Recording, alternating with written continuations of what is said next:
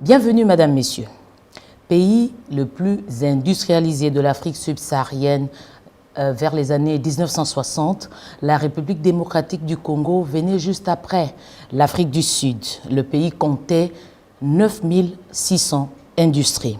Des années après, ce prestige est tombé à l'eau. À l'heure qu'il est, près de 600 entreprises résistent encore et pour se replacer dans la compétition, le pays vient d'élaborer le plan directeur d'industrialisation. C'est quoi ce plan? Que va-t-il apporter à l'économie de notre pays? Nous allons découvrir ce plan avec Julien Paluku. Monsieur le ministre, bienvenue. Merci. Vous avez été l'artisan principal pour l'élaboration de ce plan.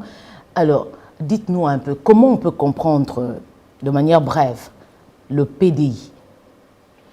Merci beaucoup. Je ne suis pas l'artisan. L'artisan, c'est le président de la République. Parce que, comme vous le savez bien, dans son premier discours sur l'état de la nation, le 13 décembre 2019, il avait planté les décors en disant que la RDC étant un grand pays, il fallait qu'il soit subdivisé en 6 zones industrielles. Et plus tard, le Premier ministre, dans le programme qui était présenté devant l'Assemblée nationale, il a clairement indiqué qu'il faudrait un plan directeur d'industrialisation.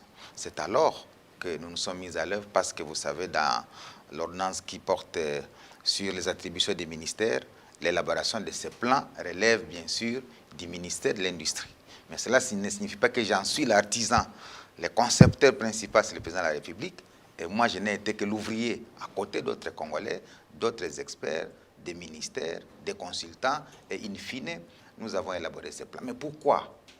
Parce que, comme vous l'avez si bien indiqué, la RDC court derrière le développement depuis plus de 60 ans. Il cherche à mieux vivre, à mieux vêtir ses habitants, à mieux les loger, à mieux les éduquer, à mieux les scolariser, à mieux... Mais malheureusement, on assiste à une inversion des valeurs. Où, au lieu de commencer par les fondamentaux de la vie, les Congolais finissent par les loisirs. Donc, lorsqu'on regarde le comportement des Congolais, ils considèrent qu'il faut commencer par les loisirs, au lieu de penser par commencer, si je peux me le dire ainsi, par comment se nourrir, comment se vêtir, comment se loger, comment se soigner, comment se scolariser. Ce sont là les fondamentaux. Alors, le plan qui a été élaboré veut répondre à cette problématique. C'est-à-dire, la déstructuration de notre économie devra être relevée parce que nous sommes un modèle qui vient presque des vestiges coloniaux ou coloniaux. Quand vous voyez un peu comment les Belges ont structuré notre économie, ils ne l'ont basé que sur l'industrie extractive, c'est-à-dire l'extraction des minéraux, les cuivres, les cobalt, les zinc, les manganèses.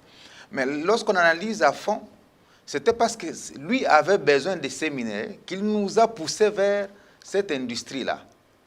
Au lieu de nous pousser, faire des affaires pour le colon, ce n'est pas pour notre avantage. À transformer nos propres minéraux, lui nous a poussé seulement à les extraire, à les lui envoyer pour aider au fonctionnement de son industrie. L'effort de guerre et puis le développement de l'Europe. Et tout de suite, on ne s'est pas rendu compte que cette philosophie-là, qui a été pilotée par les colonisateurs, n'avait pour objectif que de créer des richesses chez lui.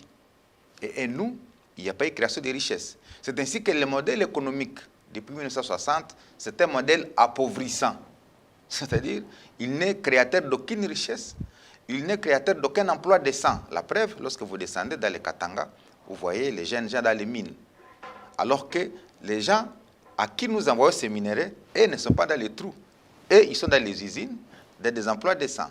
Donc voilà, le plan directeur vient répondre à toute cette problématique pour nous dire, mais finalement, il faudrait qu'on change de modèle économique. Au lieu que nous considérions que l'économie doit être basée sur l'extraction de nos minéraux, il faut plutôt une économie de production. Parce que nous sommes devenus une économie de consommation. Quand vous voyez toute la structuration de l'économie congolaise, nous ne sommes que des consommateurs. On consomme ce qui vient de gauche à droite, on consomme les produits alimentaires, on consomme les riz qui viennent de Thaïlande. Une société de consommation sans produire. Voilà. Alors, monsieur le ministre, vous dites que ce plan, le président de la République en est l'artisan principal. Le chef de l'État est au pouvoir, ça fait moins de 3 ans. Et ce plan sort Donc, il l'avait dans des tiroirs ou c'est encore un plagiat que vous venez imposer à la RDC? Ce document a été pensé où et il a pris combien de temps pour être élaboré?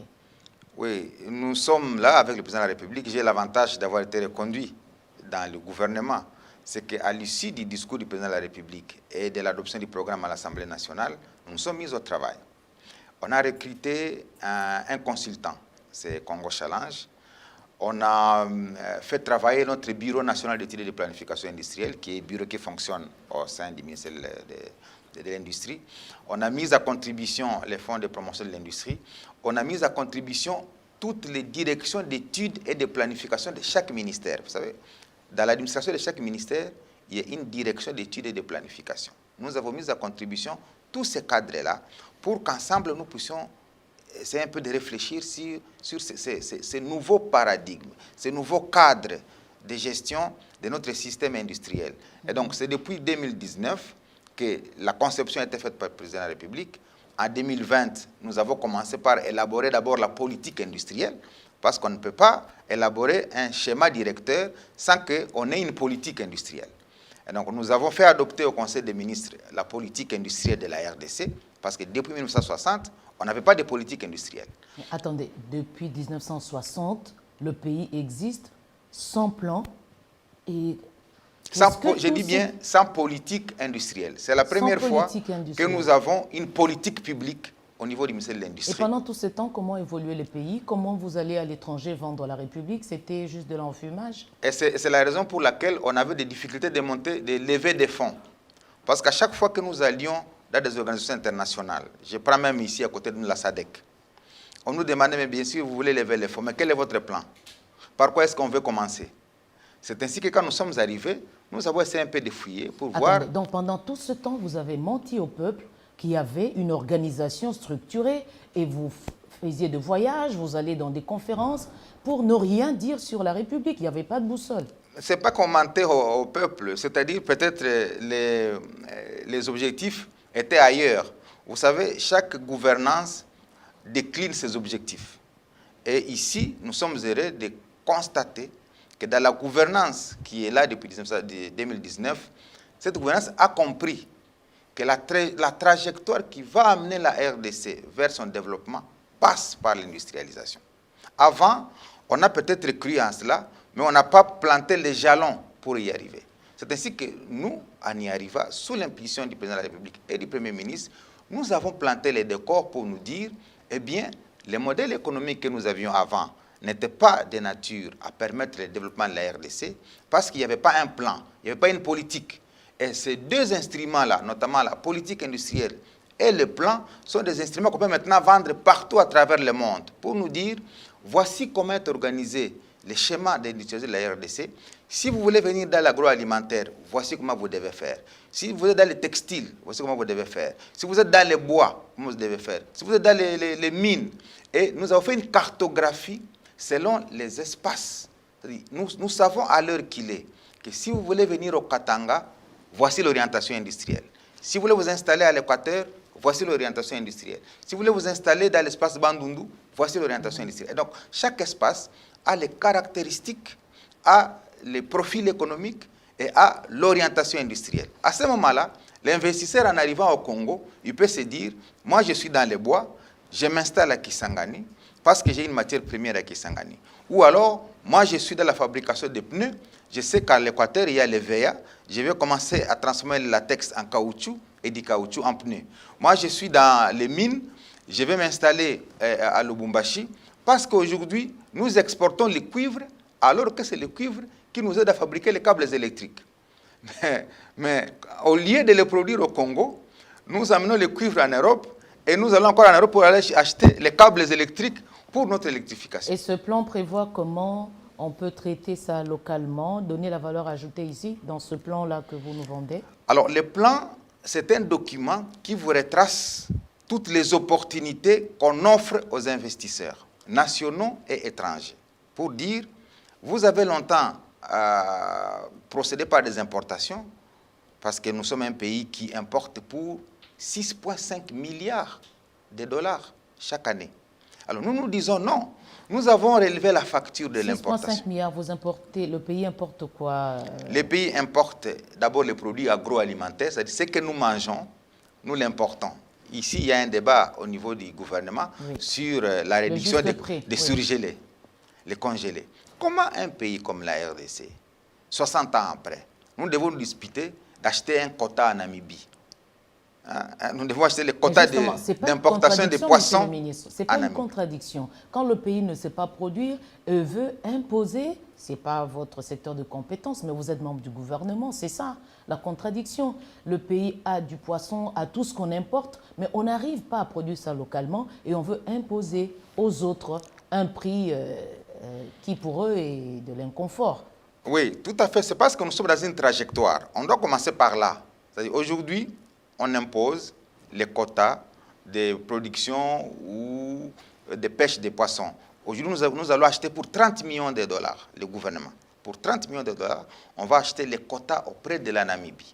Alors que nous avons les littorales, au niveau du fleuve, au niveau de l'océan Atlantique, nous avons les mêmes espaces, les mêmes eaux que nous pouvons exploiter en y installant une industrie de pêche. Est-ce que ce n'est pas de la mauvaise foi, monsieur le ministre? Comment comprendre de telles choses? Mais c'est pourquoi le plan est là. Parce qu'il part des constats amers. 60 ans avant, le pays a navigué à vue. Et aujourd'hui, le président de la République vous sort un plan. Il dit, dans le secteur de l'industrie halieutique, c'est-à-dire les poissons, dans le secteur de l'industrie textile, dans le secteur de l'industrie de l'huile de palme. Imaginez-vous Marsavco, ici qui nous fabrique toutes les huiles que vous avez à Kinshasa, importe l'huile de palme de Malaisie. Alors que nous avons, j'ai été dans les Bandundu, je viens de Boulungu, dans une localité qu'on appelle Vanga, oui. Où effectivement, j'ai rencontré un opérateur économique qui est dans l'industrie de l'huilerie.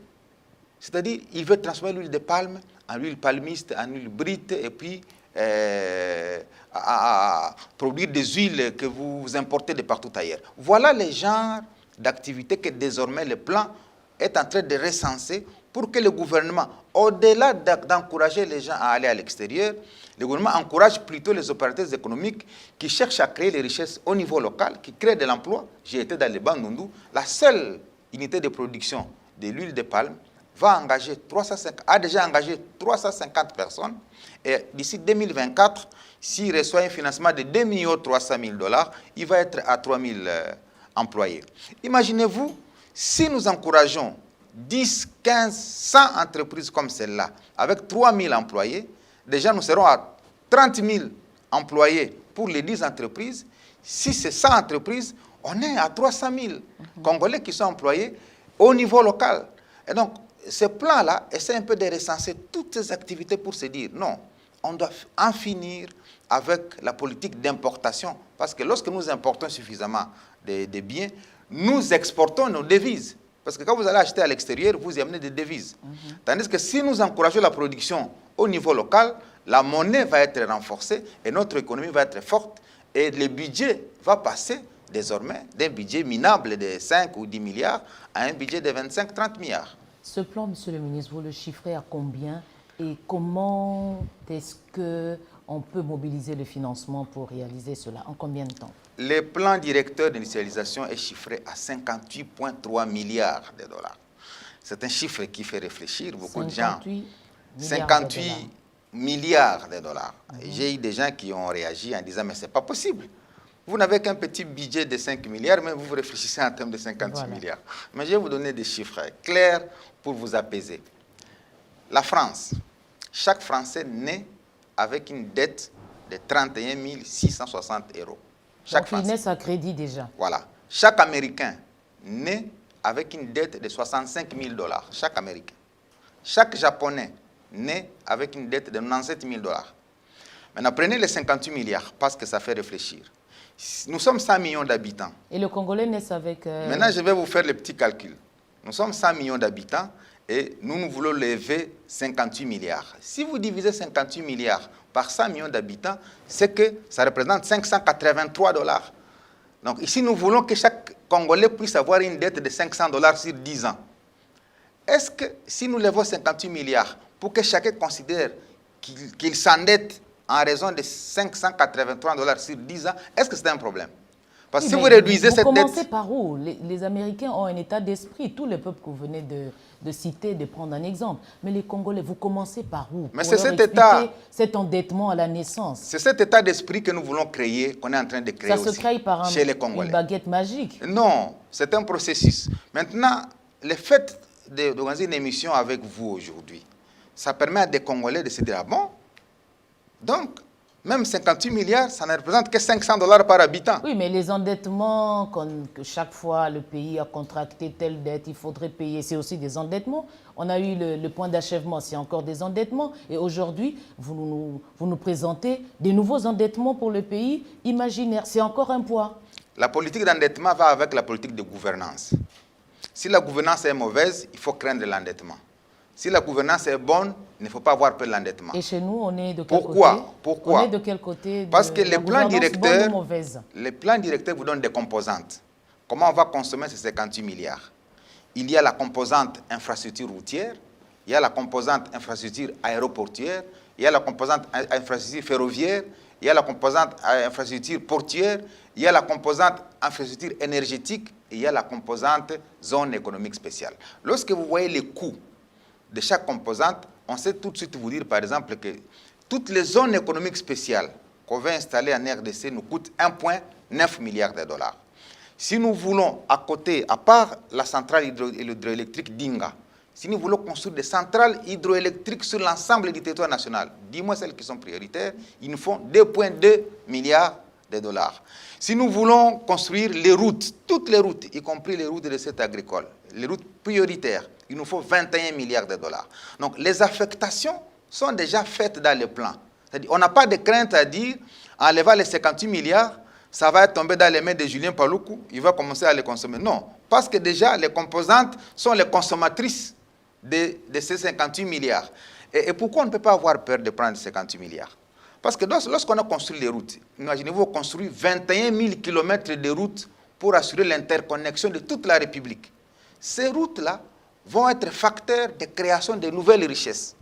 Vous savez que lorsqu'une route n'est pas asphaltée, il peut y passer 10 véhicules. Mais lorsqu'on l'asphalte, l'expérience a démontré qu'on multiplie le flux des véhicules par 10. Et ici, les gens pensent que c'est le gouvernement qui va sortir l'argent pour asphalter les routes. Nous avons des expériences d'autres pays par les PPP, les partenaires publics-privés, ou les BOT. Ce sont des systèmes où les gouvernements ne dépensent plus de l'argent pour construire les infrastructures. Est-ce que cela n'a pas été tenté dans notre pays? On a déjà vu des routes, des BOT, des PPP dans notre pays. Alors, de quoi souffrons-nous, monsieur le ministre? Nous souffrons de la gouvernance. La gouvernance politique, parce que le succès de la réussite de ce plan, c'est d'abord la volonté politique. La volonté, elle est là. Mais le deuxième facteur, c'est la bonne gouvernance. C'est-à-dire, les politiques publiques qu'on est en train de mettre en place doivent être gérées en respectant un certain nombre de critères de transparence, de redevabilité, de manière à ce que les gens ne pensent pas que cet argent-là va aider à enrichir une catégorie de gens, comme on l'a vu dans les temps passés. Avec raison, peut-être. Ce sont les personnes qui deviennent de plus en plus riches que l'État lui-même. Et nous devons inverser ces valeurs-là. Et il ne faudrait pas que les gens pensent que d'autres États ont pris du temps pour y arriver. D'autres sont arrivés à ça. Si aujourd'hui le Singapour, si aujourd'hui la Corée du Sud, si aujourd'hui le Taïwan, les Philippines, la Malaisie, l'Indonésie sont arrivés à ce que je vous dis ici, mais pourquoi les Congolais ne peuvent pas y arriver? Mais tous ces États que vous citez sont fréquentés par vous, les dirigeants. Les investisseurs viennent ici, passer 2 semaines, passer 2 jours, mais ça ne nous aide pas à décoller, monsieur le ministre. Vous avez indexé une première cause, un problème de gouvernance. Est-ce que c'est uniquement ce problème qui bloque l'industrialisation de la RDC? Il y a aussi l'absence de l'ambition. Les Congolais ont perdu le sens de l'ambition. C'est-à-dire, les Congolais sont hantés par ce que j'ai toujours appelé l'immédiateté. Les Congolais veulent manger, demain, après-demain, c'est tout. Lorsque vous parlez aux Congolais que dans 10-15 ans, nous voulons atteindre tel objectif, vous n'avez plus d'amis. Parce que tout le monde veut que vous lui disiez en termes de la semaine prochaine, qu'est-ce que je dois avoir. Et quand les investisseurs arrivent, ils veulent vous amener 100 millions de dollars. Les Congolais disent, mais quelle est ma part? Manque d'ambition, c'est parce qu'il y a tellement de mauvais quelle est ma part? précédents que les gens sont démotivés parce qu'ils ne trouvent pas leur compte dans les politiques. Oui, ils ne trouvent pas leur compte parce que les modèles que nous avons eu, qu'ils soient politiques, qu'ils soient économiques, c'est un modèle qui est copié d'ailleurs. Est-ce que savez-vous, ça je ne vais pas offenser les politiques congolais, savez-vous que nous avons 90% de notre temps des débats sur des questions politiques, sur des questions de CENI, sur des questions de ceci. Vous avez la réponse aussi, non? J'ai même dit, les jours où les Congolais vont consacrer seulement 30% de leurs débats et de leurs énergies sur des questions de paix et de développement, c'est le jour où nous allons commencer notre marche vers l'émergence. Imaginez-vous, ça fait 6 mois, moi j'observe les politiques congolais, on ne parle que de la CENI, déploiement. Mais le plan ici... Mais c'est vous les politiques qui on l'a élaboré. Ce débat, c'est vous. Madame, vous êtes parmi les premiers journalistes à créer un débat. Parce que j'aurais bien voulu que tous les plateaux de télévision et de radio se saisissent de ce plan pour commencer maintenant à organiser des débats autour du plan directeur. Mais peut-être parce qu'ils ne sont pas engagés dans le processus de construction de ces plans. Ils sont tellement étrangers et les politiques ont de l'espace pour parler de ceux qui les arrangent. Mais vous avez eu l'idée, vous êtes là avec moi, on est en train de débattre. Je voudrais que d'autres aussi m'invitent dans leur plateau pour qu'on en parle. Comme ça, après moi, il faut qu'il y ait d'autres, les experts indépendants, les économistes, les politologues, les agronomes, les spécialistes de ceci, qui maintenant débattent de ce plan, qui les décortiquent, qui l'analysent, qui les critiquent. Une appropriation de ce plan. Est-ce que vous avez prévu une politique d'appropriation, de sensibilisation pour qu'il y ait finalement implication, ne serait-ce que ça? Moi, je pense que c'est vers là où nous allons. Quand vous lisez ce que nous allons appeler le pilotage du plan directeur, la première personnalité qui doit s'approprier ce plan, c'est le président de la République. La deuxième... Est-ce qu'il le maîtrise tel que vous le dites là? Vous avez dit qu'il est l'artisan. Est-ce qu'il maîtrise ce plan? Est-ce que quand le président de la République va à la rencontre des différents mondes, est-ce qu'il parle de ce plan tel que vous le présentez? Mais c'est maintenant qu'il vient d'être adopté, c'est lui sous sa guidance. C'est lui qui a présidé la réunion qui a amené à l'adoption de ce plan. Pourquoi? Parce qu'il a voulu qu'il soit adopté par l'ensemble des membres du gouvernement, que les membres du gouvernement se l'approprient. Parce que quand vous voyez les composantes de ce plan, tout n'est pas ministère de l'Industrie. Il y a les infrastructures, il y a les transports et les communications, il y a les ressources hydrauliques, il y a l'agriculture, il y a l'environnement. Donc ça veut dire, ça ne peut plus être une question de Julien Paluku ou du ministre de l'Industrie. C'est une question du président et du premier ministre parce que c'est à leur niveau que des instructions maintenant doivent descendre au niveau de chaque ministère pour dire le plan définit qu'il y ait un plan quinquennal de transport. Ce n'est plus l'industrie. Le plan voudrait qu'il y ait un plan quinquennal de révolution agricole. Ce n'est plus à ce moment-là le ministère de l'Industrie. Le plan veut qu'il y ait un plan quinquennal de révolution au niveau infrastructurel. Donc c'est lui qui doit porter le plan. C'est le président de la République. Ensuite, le Premier ministre. Et nous autres, nous ne sommes que des ouvriers pour la mise en œuvre de ce plan à travers les différentes composantes. Le chef de l'État porte le projet. Est-ce que vous n'avez pas pensé, parce qu'on sait l'instabilité politique dans notre pays, ce plan, après votre gouvernement, va encore une fois aller, je ne sais pas moi, dans une morgue ou dans des congélateurs, et puis nous allons faire un nouveau cycle de répétition. C'est ça aussi notre pays, monsieur. Oui, maintenant l'innovation pour ce plan, c'est qu'au-delà des autorités politiques, dans la mise en œuvre, dans la déclinaison de la mise en œuvre du plan, il y a un service technique qui va être créé pour gérer le plan. C'est-à-dire, les présidents peuvent passer, les premiers ministres peuvent passer. Ou c'est des techniciens, le profil des gens. Ça va être des techniciens. Lorsque vous lisez, je crois que c'est à la page 192, si je ne me trompe pas, de ce plan, vous voyez, 292 ou 192, vous voyez comment le plan définit les mécanismes de pilotage de sa mise en œuvre. Et donc là, il sera créé une commission technique, comme tous les services qui existent. Cette commission technique a pour rôle d'implémenter la mise en œuvre de ce plan. Au niveau provincial, nous voudrions que chaque gouverneur, je l'ai dit parce que je l'ai été, chaque gouverneur puisse décliner le plan national en plan provincial d'industrialisation. Donc, ça, vous voulez dire, quand on veut élaborer le budget de toutes les entités jusqu'au niveau du gouvernement central, on doit mettre sur la table ce plan. Exactement. Ça commence quand? Ça a déjà commencé? Ça a déjà commencé. D'ailleurs, on vient d'adopter le budget 2022 et les éléments essentiels du plan ont été intégrés dans le budget 2022. Parce que avant, comme il n'y avait pas d'outils, il n'y avait pas de boussole, on ne savait pas qu'est-ce qu'on devait intégrer dans les budgets. Donc, la part du budget de l'État est déjà bien enregistrée dans les budgets actuels. Mais il y a une innovation, c'est que nous crions que nous n'avons pas de fonds.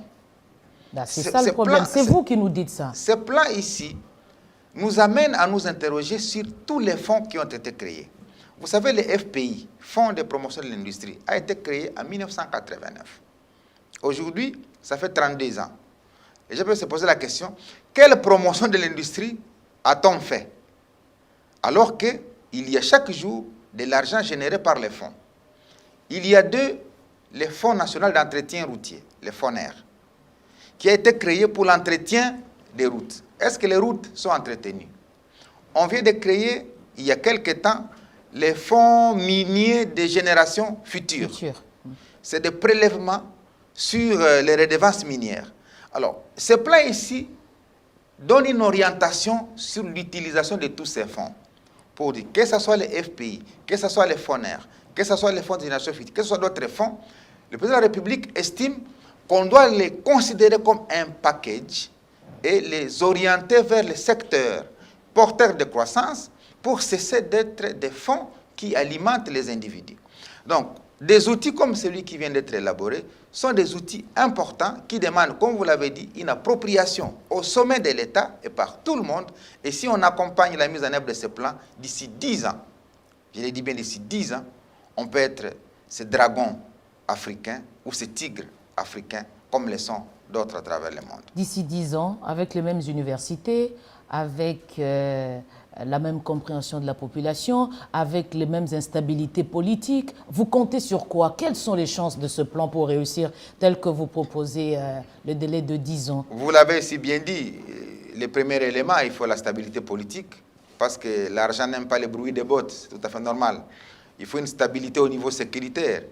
Mais là aussi, je suis parmi ceux qui sont les mieux indiqués pour parler de la sécurité. Vous savez, tous les pays du monde n'ont pas un taux de criminalité zéro.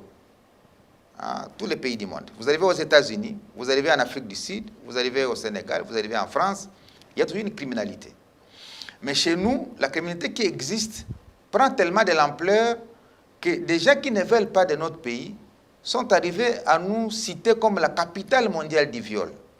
Moi, je ne suis pas d'accord avec ce genre d'acception. Mais puisque vous savez que vous n'êtes pas aimé, qu'est-ce que vous donnez en échange? Comment vous vendez-vous votre pays? Parce que les politiques sont aussi en complicité avec ceux qui viennent détruire le plan ici vient réveiller tout le monde. Vous savez que ce plan demande à ce que notre diplomatie puisse se réveiller. Vous savez, dans chaque ambassade, il y a un conseiller économique. Mais que font les conseillers économiques de toutes les ambassades? Nous avons 68 missions diplomatiques à travers le monde. Aux États-Unis, en France, en Belgique, au Japon, etc. Comment ont-ils été recrutés? Est-ce que vous leur vendez? Est-ce qu'ils ont la vraie image du pays? Ne sont-ils pas parmi ceux qui, peut-être avec mes connaissances, contribuent justement à ternir l'image du pays? C'est tout le gros travail, interrogations sont rencontrées dans le plan. Le plan, il est global, il est multisectoriel, il est transversal, il prend tous les domaines. C'est ainsi que, lorsque vous le lisez, ça vous interpelle. Si vous êtes Congolais, vous vous dites il faut qu'on le commence aujourd'hui. Parce que moi, je suis partisan d'un penseur, Yankelevitch, qui disait pour commencer, il faut commencer. Il ne faut pas attendre pour commencer. Donc ça, malheureusement, les Congolais ont tendance à attendre pour commencer. Il faut commencer. Mais on commence par quoi? On commence par ce qu'il y a. Il y a quoi? Parce que les autres ont commencé par ce qui était, et au fur et à mesure, ils ont vu les choses en train de changer.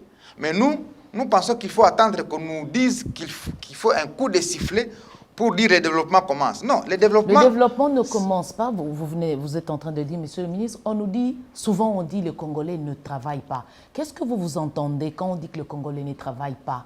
Il est vrai, les Congolais ne travaillent pas, on doit les remettre au travail. Ça veut dire quoi? Quand les ils Congolais pas, tous les jours, les gens sortent. Ils vont travailler. De quel travail parle-t-on? Non, les Congolais font 8 heures au travail et non pas 8 heures de travail. C'est différent. C'est différent.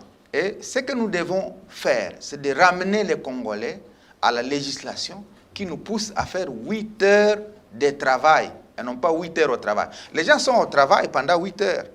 C'est différent d'être en train de travailler pendant 8 heures. Et si vous passez dans les administrations, que ce soit en province ou à Kinshasa, vous trouverez tous les balcons des ministères sont pleins de gens sur le téléphone en train de chatter, etc. Et vous attendez à quel type de rendement? Ailleurs dans notre pays, les téléphones ne sont plus autorisés. Vous arrivez, vous mettez votre téléphone dans un local, vous entrez dans votre salle de travail, jusqu'à 17 h, vous reprenez votre téléphone et vous partez. Ça s'appelle en termes de chronophage, c'est-à-dire de consommateur du temps. Lorsque vous avez le téléphone pendant 8 heures sur votre lieu de travail, mais vous êtes tenté de lire tous les messages qui tombent. Et entre-temps, on vous attend au résultat. Deuxième élément qui manque aux Congolais, les soucis de l'évaluation. Et le président, dans le conseil des ministres qui est passé le vendredi, a rappelé que nous devons nous évaluer régulièrement. Parce que ce sont les évaluations qui permettent de pouvoir faire des corrections. Si vous ne vous évaluez pas, vous ne saurez pas là où vous avez trébuché, vous ne savez pas les apports qu'il faut ramener pour rentrer dans la droite ligne. Donc, au côté du travail qui manque, il n'y a pas d'évaluation. Troisième élément pour les Congolais, il n'y a pas de suivi.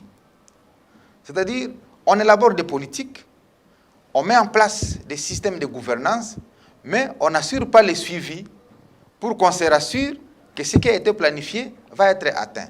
Donc, ce plan ici vient remettre en cause presque notre modèle de gouvernance et nous ramener chacun à se poser la question, quelle est ma part, moi, dans ce que nous allons faire. Et ici, il faudrait que les gens comprennent que tous les montants que les gens ont cités, les montants qui ont suscité beaucoup de débats, ce sont des faux calculs. 58 milliards, je voulais démontrer que ce n'est pas beaucoup.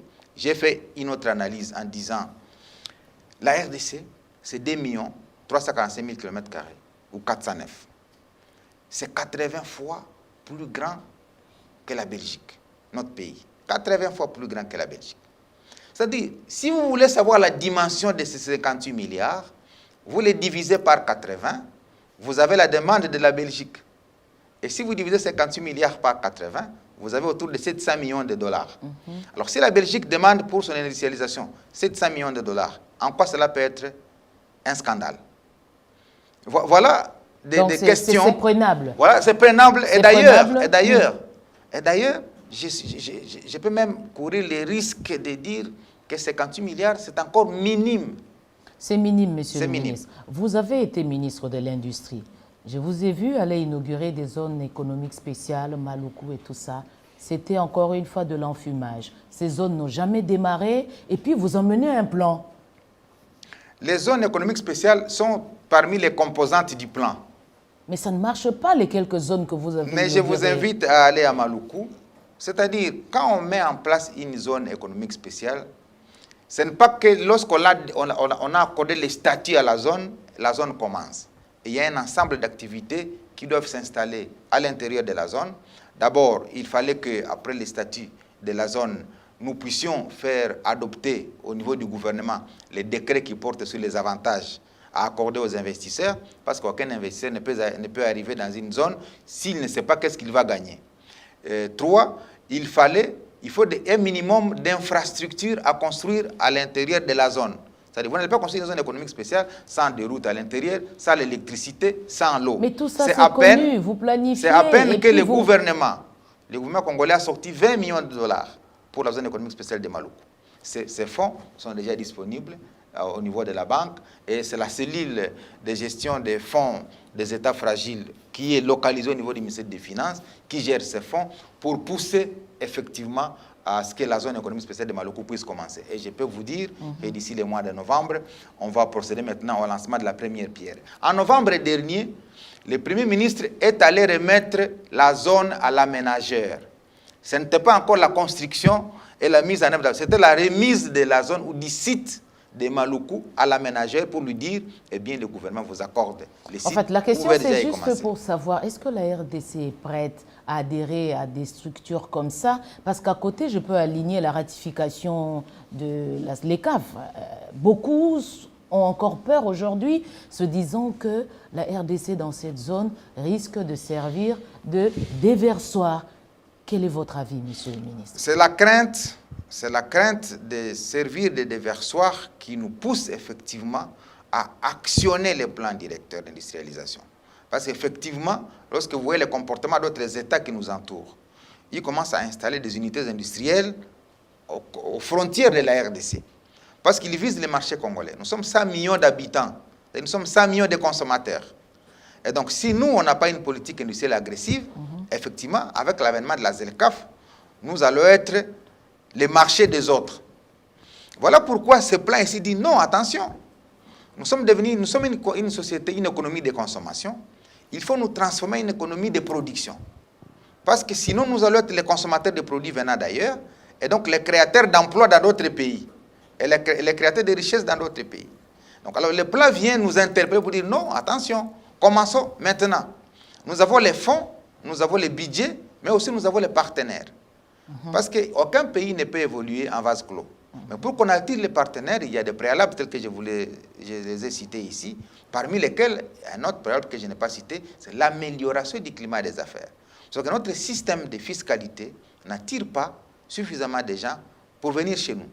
Nous avons trop d'impôts, et les économistes se disent trop d'impôts tuent l'impôt. Mais ce discours, il est vieux, monsieur le ministre, il ne produit aucun changement. Non, ce discours-là, il est vieux, mais aujourd'hui, nous sommes en train de lui donner un autre vocabulaire. Parce que lorsque vous voyez au niveau du ministère des Finances aujourd'hui, il y a des réformes. Enfin, toutes les réformes, on n'en parle pas peut-être à la télé. Il y a des réformes qui sont en train d'être faites.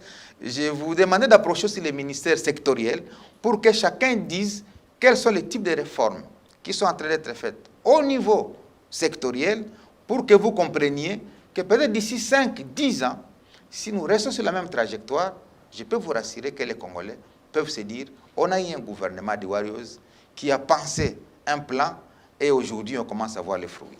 Vous faites partie du gouvernement des Warriors, monsieur le ministre, mais ce n'était pas votre famille politique d'avant. Comment vous expliquez cette instabilité politique aussi dans votre chef? Non, moi je crois que la politique est une mutation perpétuelle. La mutation en biologie, lorsque nous l'avons apprise, c'est une adaptation à la situation qui se présente. Et la RDC est dans une sorte de recherche permanente de sa stabilité politique. Elle est dans une recherche permanente de son vouloir collectif. Et donc, dans cette quête-là, il est tout à fait normal qu'on observe certaines mutations. Mais l'important, lorsqu'on fait une mutation, c'est que la mutation ne doit pas être brusque. Parce que lorsqu'elle est brusque, elle risque de créer des problèmes héréditaires qui sont difficiles à résoudre. Donc là, je ne veux pas perdre les gens, mais je veux tout simplement dire que les mutations politiques auxquelles on assiste aujourd'hui font partie de la quête permanente de la recherche de la stabilité pour notre pays. Mais et à un moment donné, pas ça va se rester à la stabiliser. mangeoire. C'est une affaire des mangeoires aussi. Vous voulez garder les mêmes privilèges, les mêmes avantages. Vous traversez juste la porte à côté. C'est ça aussi, les politiques. Ça, c'est un faux débat. Lorsque les gens parlent même des émoluments, des députés ou des ministres, pour moi, c'est un faux débat. Parce qu'à supposer que quelqu'un a 10 000 $ et vous êtes à 50, si vous voyez ce que ça représente, ça fait 50 000 $. Mais pourquoi les gens Qu'est-ce que les 50 000 $ peuvent faire comme développement d'un pays? Donc vous avez d'autres alibis. Donc les gens qui parlent de ça comme frein au développement, ils sont à côté de la plaque. Moi, je crois que l'important, c'est qu'un pays puisse avoir des politiques publiques. Les pays ne se développent pas comme une famille. Vous savez, pourquoi les gens ils se préoccupent des petites questions? C'est parce qu'il y a la pauvreté. Il y a des gens qui pensent que 10 000 $ ou 20 000 $, c'est beaucoup d'argent. C'est parce qu'il y a la pauvreté. Mais nous, en termes de politique publique, il faut qu'on commence à parler en termes de millions. L'État congolais, lorsqu'il a 1 million de dollars dans sa caisse, il faut prendre ça comme lorsque vous avez $1 dans votre poche. C'est comme ça qu'il faut prendre l'État. Un État, quand on parle de 100 millions, ça fait rêver les gens. Mais pour un État, 100 millions, c'est comme 10 dollars que vous avez dans la poche. Donc l'État peut dépenser 100 millions en un clin d'œil sans que ça ne produise peut-être un effet. Mais l'important maintenant, quand on préside à un État, c'est d'avoir des politiques publiques, c'est d'avoir des objectifs, c'est d'avoir des plans. Et chaque plan doit avoir un contenu. Et il faut savoir trouver des affectations des moyens budgétaires au contenu de chaque plan. Si nous faisons rimer le contenu de chaque plan avec les moyens de l'État, on arrive au développement. Vous avez été gouverneur pendant longtemps dans l'une des provinces aujourd'hui sous état de siège. Monsieur le ministre, qu'est-ce que vous n'avez pas fait pour que cela arrive aujourd'hui? Votre propre évaluation. Bon, je ne pense pas que je fasse mon évaluation aujourd'hui parce que la Constitution a défini les compétences. Vous avez fait votre part, c'est ça? Il y a les compétences exclusives au pouvoir central, il y a les compétences concurrentes entre le pouvoir central et les provinces, il y a les compétences exclusives aux provinces. Par rapport aux compétences exclusives aux provinces, j'ai pu faire ma part. Et même si j'ai fait 12 ans à la tête de la province, il n'y a personne qui, en 12 ans ou à 10 ans, peut penser relever le développement. J'ai donné ma part. Celui qui est arrivé donner sa part. Mais l'insécurité est toujours restée, il y a toujours la pauvreté, malgré toute la richesse de cette partie-là. Par moments, on vous a même aussi accusé d'être des mèches avec ceux qui déstabilisent. Aujourd'hui, vous n'êtes plus gouverneur, vous pouvez quand même regarder les choses avec le recul du temps et dire, appeler chaque chose par son nom. Mais imaginez-vous, un gouverneur a besoin des résultats. Comment un gouverneur peut avoir besoin des résultats et se déstabiliser lui-même? C'est quand même pas compréhensible que les gens pensent qu'on peut être un dirigeant et être facteur de la déstabilisation, alors qu'on est évalué par la population en fonction des résultats qu'on atteint. Je sais pertinemment bien que des questions de l'Est sont des questions éminemment importantes qui demandent qu'on fasse une analyse tête froide, parce que la région des Grands Lacs a connu suffisamment de problèmes. La région des Grands Lacs, en 1994, a connu les premières vagues de réfugiés rwandais. Et les vestiges de ces réfugiés rwandais nous ont créé les FDLR, aujourd'hui, qui sèment la désolation. La région des Grands Lacs a connu la chute à l'époque du président Obote en Ouganda, lorsque Museveni a pris le pouvoir en 1986, et les résidus des rebelles ont traversé vers chez nous, qu'on appelle EDF. Et tout cela bloque. Et à côté de ces forces étrangères qui sont entrées au Congo, nous avons eu une succession de rébellions. En 1996, l'AFDL entre. En 1998, le RCD fait une guerre de rectification. Et puis s'en suivent des mouvements, des rébellions de Laurent Kunda, de Mutebussi, de Makenga, de Boscontaganda, etc. Alors rapidement, aujourd'hui, on a l'état de siège qui vient porter la solution, un peu comme le PDI, tel que vous le présentez. Est-ce que vous, en tant qu'un élu du coin, un ancien gouverneur, ce n'est pas parce que vous êtes au gouvernement, vous pensez que ça va résoudre tous ces problèmes qui datent des années, tels que vous venez de nous rappeler? Ce sont des solutions que le président de la République est en train de mettre sur la place publique pour qu'on les expérimente. À un moment donné, on va évaluer l'état de siège pour se dire, il a été instauré en mai 2021. Aujourd'hui, nous sommes à tel mois, il y a 3-4 mois. Mais objectivement, moi je peux donner ma parole, on ne peut pas, en 4 mois ou en 5 mois, demander à un état de siège, même s'il est le meilleur plan pensé, croire qu'en 2-3 mois, on peut mettre fin à cette guerre dont je viens de faire la description tout à l'heure. Vous m'avez interrompu, sinon j'allais vous décliner en 1 heure tout ce qui s'est passé à l'Est de la RDC. C'était juste de l'aperçu sur ça. C'était un petit aperçu. Ce n'est pas la question du jour. Donc vous comprenez que ce n'est pas facile en 2 ou 3 mois. Mais ce qui est important, ce n'est pas l'état de siège. Ce qui est important, c'est ce qu'on fait. Parce que l'état de siège a un contenu, a des restrictions. Les moyens qui sont mis à la disposition de l'état de siège, sont-ils affectés réellement aux objectifs pour lesquels l'état de siège a été décrété? Ça, c'est une autre question. Alors, voilà pourquoi le président de la République a dit qu'il faut une évaluation régulière pour qu'on se dise, on a sorti 1 million, 2 millions, 3 millions pour l'état de siège. Est-ce que ces moyens sont arrivés ou sont tombés dans les poches traditionnelles ou ils tombent toujours? Donc, voilà pourquoi l'état de siège à lui-même ne suffit pas. Mais c'est la manière dont les moyens sont affectés à la mise en œuvre, à la lutte contre tous ces fléaux. C'est ça qui compte. Et je crois que le président de la République est en train de diligenter des évaluations régulières. Vous apprenez que tel gouverneur militaire est rappelé à Kinshasa, tel autre est rappelé, parce que le souci du président, c'est que peut-être d'ici 6 mois, qu'il arrive à dire, même si je n'ai pas éradiqué l'insécurité, mais j'ai diminué le taux, peut-être de 60, de 70%, et les 30% va être reversé dans la gestion ordinaire de l'État congolais. Merci Julien Paluku. Je rappelle que vous êtes le ministre de l'Industrie. Merci pour toutes ces informations, pour nous permettre d'avoir une lecture rapide de ce plan directeur d'industrialisation de la RDC. C'était un plaisir de vous recevoir. Merci de votre fidélité. On se retrouve très vite avec un autre numéro.